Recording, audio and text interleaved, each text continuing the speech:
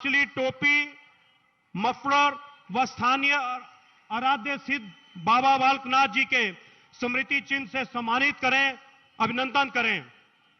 माननीय प्रधानमंत्री जी, ये मफलर हथकरघा उद्योग में कार्यरत महिलाओं ने अपने हाथ से बनाया है। आपके वोकल फॉर लोकल को आगे बढ़ाने में उन महिलाओं का बहुत बड़ा योगदान है। धन्यवाद महोदय। मेरा निवेदन रहेगा, साथ ही मैं स्वागत उद्बोधन के लिए मेरा निवेदन रहेगा स्थानीय सांसद अनुराग सिंह ठाकुर जी से, आप आएं और उपस्थित जन समूह को संबोधित करें और माननीय प्रधानमंत्री जी का स्वागत उद्बोधन करें। माननीय अनुराग सिंह ठाकुर जी। भारत माता की। देकर सौगातों का अंबार, देवभूमि का किया कल्याण, ऐसे कर्म योगी मोदी जी को नमन बारंबार, वंदन बारंबार, अभिनंदन बारंबार।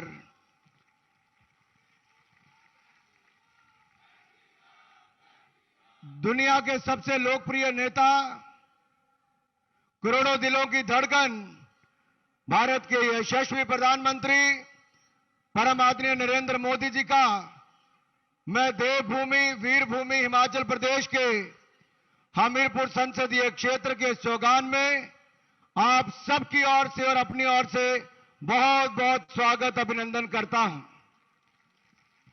मंच पर उपस्थित आदरणीय पूर्व मुख्यमंत्री प्रेम कुमार धूमल जी,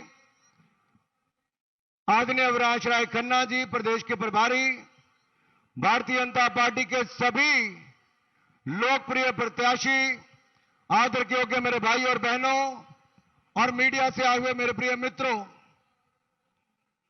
सुशासन, विकास और गरीब कल्याण है जिनकी पहचान। विश्व में बढ़ाया भारत का मान, विश्व करता है तिरंगे का सम्मान। आइए हम सब खड़े होकर करतल ध्वनि से करें मोदी जी का स्वागत और सम्मान।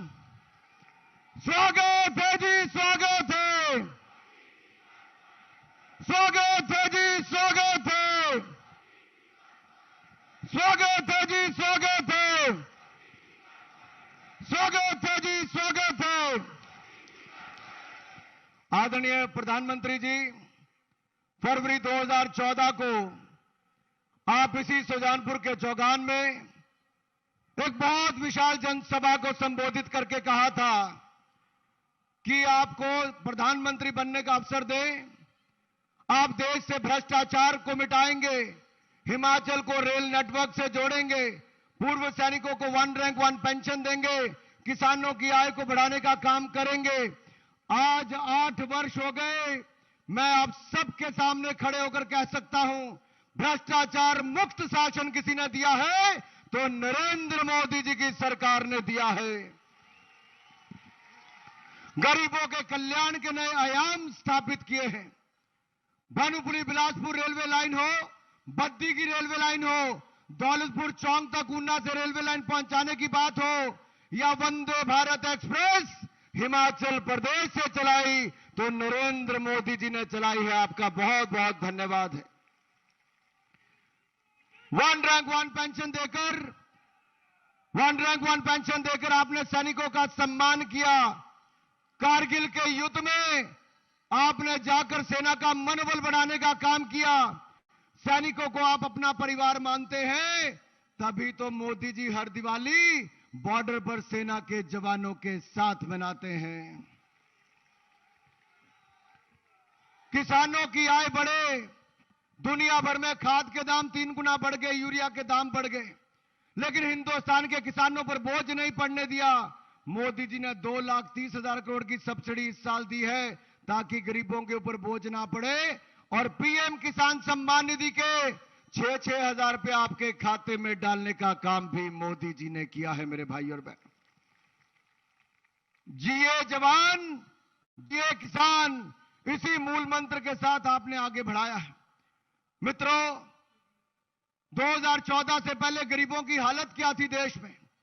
गरीब कच्चे मकान में रहता था, जंगल से लकड़ी काट के चूल्हा जलाता था, शौच करने के लिए खुले में कई किलोमीटर जाता था, पानी लेने के लिए कुएं या तालाब में जाना पड़ता था, बैंक का खाता नहीं था, इलाज करवाना पड़े तो जमीन गिरवी रख के और कर्जे के बोझ तले दब जाता था।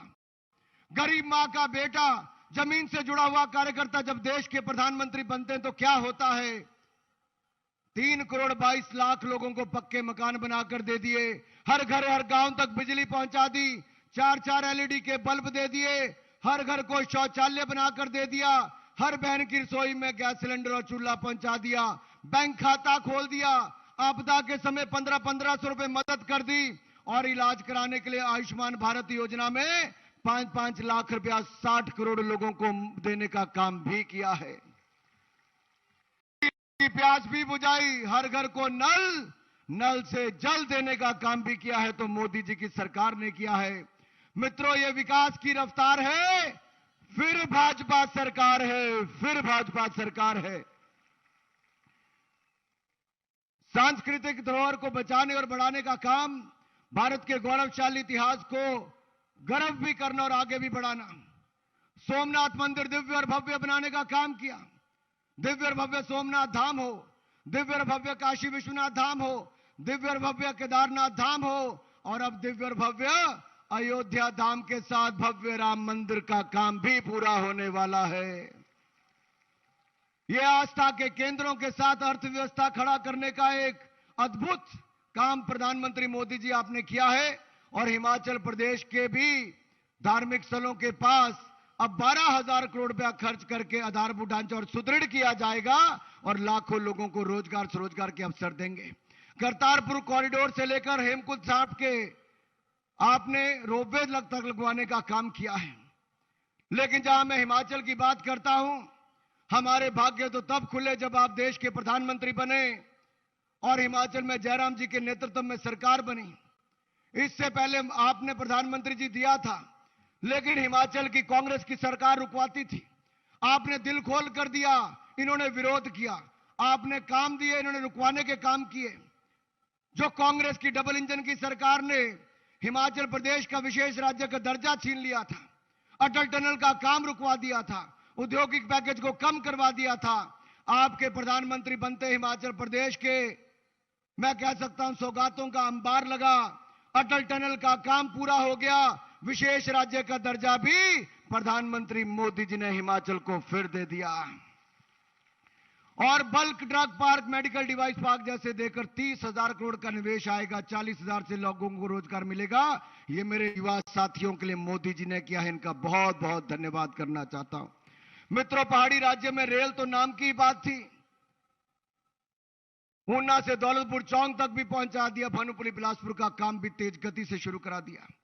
शिक्षा के क्षेत्र में हमारे बच्चों को बाहर जाना पड़ता था, आज देश के बड़े शिक्षण संस्थान IIT, IIM, IIIT से लेकर central university, hydro engineering college, कई केंद्रीय विद्यालय खुलाने का काम किया।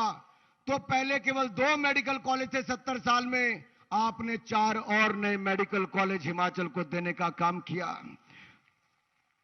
PGI 400 करोड़ रुपए का अस्पताल, कई और अस्पताल के साथ साथ ट्रॉमा सेंटर और 1500 करोड़ रुपए का एम्स भी अगर देकर हिमाचल को देश के मानचित्र पर लाकर खड़ा किया तो प्रधानमंत्री नरेंद्र मोदी जी ने किया है। मित्रों, मैं ज्यादा समय नहीं लूंगा, इतना ही कहूंगा, यह डबल इंजन की गाड़ी भाजपा संग पहाड़ी, भाजपा संग पहाड़ी मेरे भाई और बहनों। और चाहे पहले 4 राज्यों में भाजपा की सरकारें बनी, उत्तर प्रदेश, उत्तराखंड, मणिपुर, गोवा में, आदरणीय प्रधानमंत्री जी, हम सुजानपुर के चौगान से आपको विश्वास दिलाते हैं, हिमाचल को आपने दूसरा घर माना है, हर हिमाचल वासी आपको अपना मानता है। आपने सेना से लेकर किसानों से जवानों, महिला, मजदूर तक सबके कल्याण के लिए काम किया है। हम विश्वास दिलाते हैं, एक बार फिर जयराम जी के नेतृत्व में शानदार सरकार बनाएंगे, डबल इंजन की सरकार बनाएंगे, विकास की रफ्तार को बढ़ाएंगे और जिसने मन बना लिया है वो मेरे साथ जय घोष करके मोदी जी को विश्वास दिलाए। बोले भारत माता की, भारत माता की, भारत माता की, भारत माता की। बहुत बहुत धन्यवाद। जय भारत, जय हिंद। धन्यवाद अनुराग जी। अब मेरा निवेदन रहेगा, मां भारती के यशस्वी सपूत, जिनके 8 वर्ष के कार्यकाल में भ्रष्टाचार मुक्त शासन और हम सबके आस्था के केंद्र और प्रशासनिक और रक्षा के वो कार्य पूर्ण हुए हैं जिनके बारे में कभी हम कल्पना करते थे, और देशवासियों के विश्वासपुंज आदरणीय प्रधानमंत्री मोदी जी, आप आए और हम सबको अपने आशीर्वचनों से अनुग्रहित करें। आदरणीय प्रधानमंत्री जी, स्वागत है जी, स्वागत है।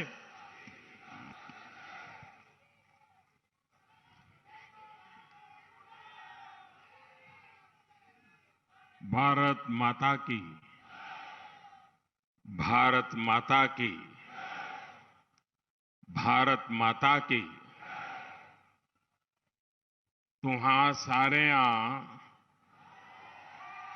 हमीरपुर आलिया जो मेरा प्रणाम।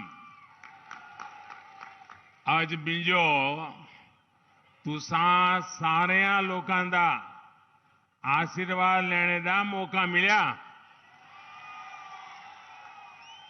यह मिंजो दाई बड़े ही सौभाग्य की गल है। मेरा तुसा सारे जो एक बारी फिर हत्था जोड़ी करी प्रणाम।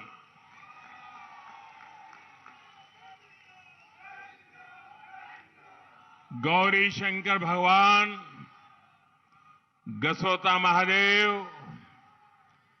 भगवान नरवेदेश्वर, भगवान मुरली मनोहर, मां टोणी देवी, बाबा बालकनाथ और सभी देवी देवताओं को मेरा प्रणाम।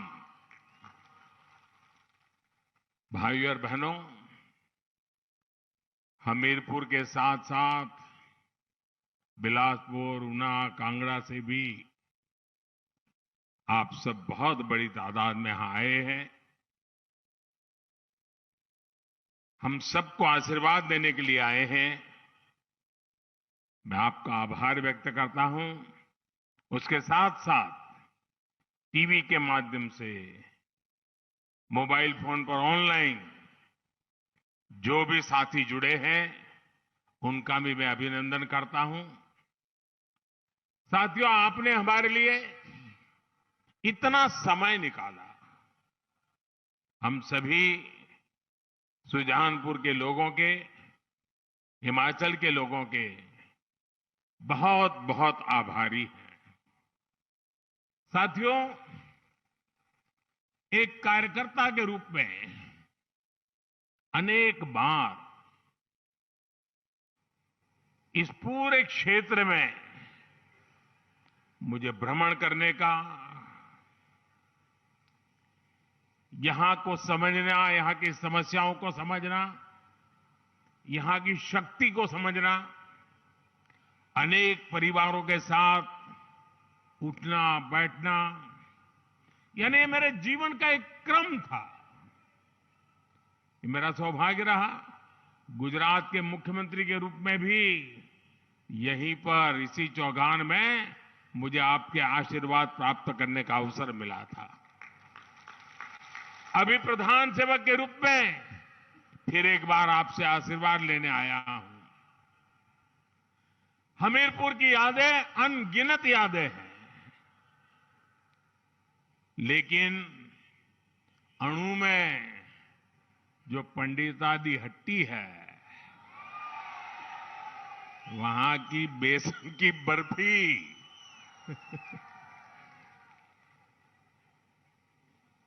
उसकी मिठास कौन भूल सकता है भाई। मुझे इतने साल हिमाचल में आप लोगों के बीच बहुत कुछ सीखने का मिला है। अनेक लोगों के साथ जमीन पे काम करने का मौका मिला, और आज जब मैं यहां आया हूं तो भाई प्रवीण शर्मा की याद आना बहुत स्वाभाविक है। अनेक वर्षों तक प्रवीण के साथ काम किया और उन्होंने तो हमीरपुर के विकास के लिए भी कितना काम किया था। अब से कुछ महीने पहले ही वो हम सबको छोड़ के चले गए। मैं आज हमीरपुर आया हूं तो उन्हें भावभीनी श्रद्धांजलि भी अर्पित करता हूं। भाइयों और बहनों, जितना मैं हिमाचल को जानता हूं, यहां के लोगों को जानता हूं, ये कह सकता हूं कि इस बार हिमाचल के लोग खुद ही ये चुनाव लड़ रहे हैं, खुद ही चुनाव का नेतृत्व कर रहे हैं और दोबारा जयराम जी की सरकार बनाने का यहां हिमाचल की जनता ने फैसला कर लिया है। भाइयों बहनों, हिमाचल में ऐसा नहीं हुआ, लेकिन हम ये भी जानते हैं कि हिमाचल के खून में ही नया इतिहास बनाना है। इसलिए हिमाचल में इस बार भाजपा की सरकार की वापसी भी तय है और डबल इंजन की सरकार का तेज गति से दौड़ना भी तय है। साथियों, आपने इतने वर्षों के शासन में कांग्रेस ने जिस तरह हिमाचल के साथ विश्वासघात किया है, जो छल किया है, उसके सबसे बड़े भुक्तभोगी हिमाचल के ही लोग हैं। कांग्रेस ने हिमाचल को हर बुनियादी चीज के लिए तरसा दिया था। वहीं भाजपा है जिसने हिमाचल के हर घर घर को बुनियादी सुविधाओं से जोड़ने के लिए दिन रात ईमानदारी से प्रयास किया है। इस वजह से आज हिमाचल के लोग, पूरे देश के लोग भाजपा पर इतना विश्वास करते हैं। भाजपा पर देश का ये भरोसा लगातार मजबूत होता जा रहा है। अभी 2-3 दिन पहले ही देश के कुछ राज्यों में उपचुनाव के परिणाम आए हैं। आपने देखा होगा कि जहां कभी भाजपा को बहुत कमजोर माना जाता था, वहां भी लोगों ने कमल का फूल बढ़ चढ़ करके खिला दिया है। लेकिन कांग्रेस जहां बहुत ताकतवर होती थी, सरकार में होती थी या तो कभी मुख्य विपक्षी दल होती थी, वहां की कांग्रेस की स्थिति दिनों दिन बिगड़ती ही जा रही है। जो क्षेत्र कभी कांग्रेस का गढ़ माने जाते थे, वहां से कांग्रेस का पूरी तरह से सफाया हो गया है। ओडिशा जितना बड़ा राज्य, कांग्रेस गायब। तेलंगाना, कांग्रेस साफ। यूपी, बिहार ने तो बहुत पहले ही कांग्रेस को विदा कर दी। इसकी वजह है कांग्रेस द्वारा खुद को ईश्वर रूपी जनता जनार्दन से भी वो अपने आप को बड़े शहंशाह मानते हैं, बड़े मानते हैं। उसी का ये नतीजा है कि जनता लगातार उनको सजा दे रही है। और आज हिमाचल के लोग भी कांग्रेस को भली भांति समझ चुके हैं, जान चुके हैं। कांग्रेस को लगता है कि हिमाचल हमेशा 5 साल उसके, 5 साल मेरे वाले फॉर्मूले पर ही चलेगा। 5 साल मैं मौज करूं, 5 साल तुम करो, फिर मैं 5 साल के बाद आ जाऊंगा, यही फॉर्मूला लेकर के चले। और इसलिए कांग्रेस के नेता हिमाचल के लोगों की कोई परवाह नहीं करते। कांग्रेस के लोगों को लगता है कि कोई काम नहीं करेंगे तो भी 5 साल के बाद तो लोग लाने ही वाले हैं, वापस आ ही जाएंगे। आप मुझे बताइए साथियों, कांग्रेस यहां पिछले 5 साल से विपक्ष की भूमिका में है, लेकिन इस दौरान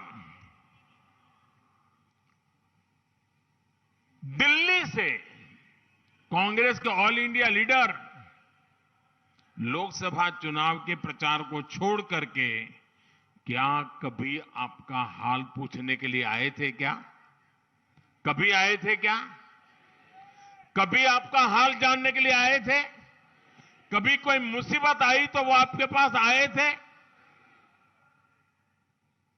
भाइयों बहनों, जरा 5 साल का हिसाब निकालिए। लोकसभा में, राज्यसभा में हिमाचल से जुड़े कोई विषय आए हो, हिमाचल के लिए आवाज उठाई हो किसी कांग्रेसी ने, ऐसी कोई घटना आपने सुनी है क्या?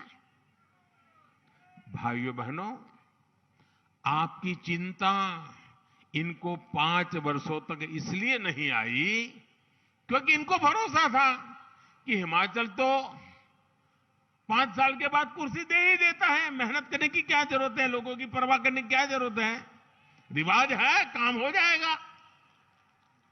भाइयों बहनों, जो विपक्ष तक का काम जिम्मेवारी नहीं से निभा सकते, विपक्ष के नाते आपके सवालों को लेकर के जो हिलते भी नहीं है, वे सरकार में आने के बाद आपके लिए क्या करेंगे? भाइयों, ऐसे लोगों पे भरोसा कर सकते हैं क्या? इसलिए अब हिमाचल के लोगों ने भी ठान लिया है कि अब तो कांग्रेस को हिमाचल से बिस्तरा बोरिया उठा करके निकालना ही पड़ेगा। और इसलिए हमारे भाइयों बहनों, आज ये देवभूमि पुकार रही है, आज ये देवभूमि कह रही है भाजपा को फिर वापस लाएंगे, हर बूथ पर कमल खिलाएंगे।